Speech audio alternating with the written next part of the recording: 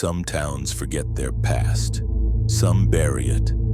But in places like Duskfield, the past has teeth. Welcome to another terrifying tale. This one's called The Boy Behind the Birch Tree. There's something wrong with the birch tree behind the old greenhouse. It isn't the way it leans like it's listening or how the bark peels like torn paper. No. It's what 11-year-old Caleb saw behind it on a summer night so quiet you could hear your own blood moving. The greenhouse had been abandoned for years, its windows like hollow eyes. Kids dared each other to step on the porch. Most only made it to the gate. Caleb had a problem with fear. He didn't feel it when he should have. That night, while walking home from Jake's house, he decided to cut through the green yard. He told himself it'd save 5 minutes. He told himself the rumors were just that, rumors. Stories bored people told about the boy who vanished there 30 years ago. But halfway through the yard, he stopped.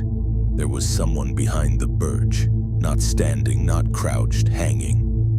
At first, Caleb thought it was a Halloween prank, some stuffed dummy hanging by its shirt on a branch. But then it moved, twitched, blinked.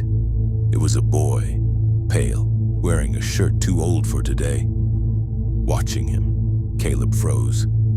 The boy didn't say anything, just swayed slightly in the breeze, his feet inches off the ground, mouth parted like he was trying to breathe. Then he whispered so soft Caleb wasn't sure if it came from the boy or inside his head. "He's coming."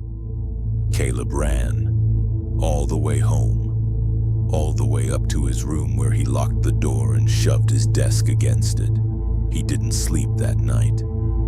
The next day, the birch tree was gone. No stump, no roots, just dirt. He told his mom. She laughed. "Caleb, the green yard hasn't had a tree since before we moved here." That's when he checked the library. He found an article from 1993. 11-year-old missing from Greene Street. Last seen playing behind the birch tree. Same age, same description, same eyes. The article said the boy's name was David. They never found a body. Just one red sneaker near the roots of the birch. Caleb didn't tell anyone else. He kept walking the long way around the block, stayed away from the green place. But the dream started, David behind the tree, whispering, warning. "He's coming." Who? It became a chant in his head. "He's coming, he's coming." And one morning, Caleb found a note under his pillow, folded neat, handwriting like a child's.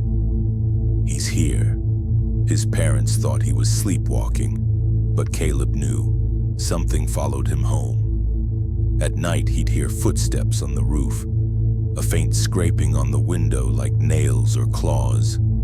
And sometimes, just sometimes, he'd see the birch tree again in the corner of his eye, even though it was never really there. Then one evening, Caleb disappeared.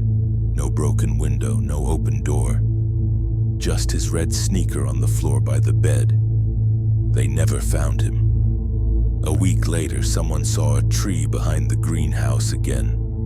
It leaned like it was listening. They say children disappear when no one believes them. Maybe it's just a tale, or maybe it's a warning. The boy behind the birch tree still watches, and he's always waiting for the next one who dares to look too long. If this story gave you chills, don't forget to like, share, and subscribe for more horror tales from the shadows. Sleep tight, if you can.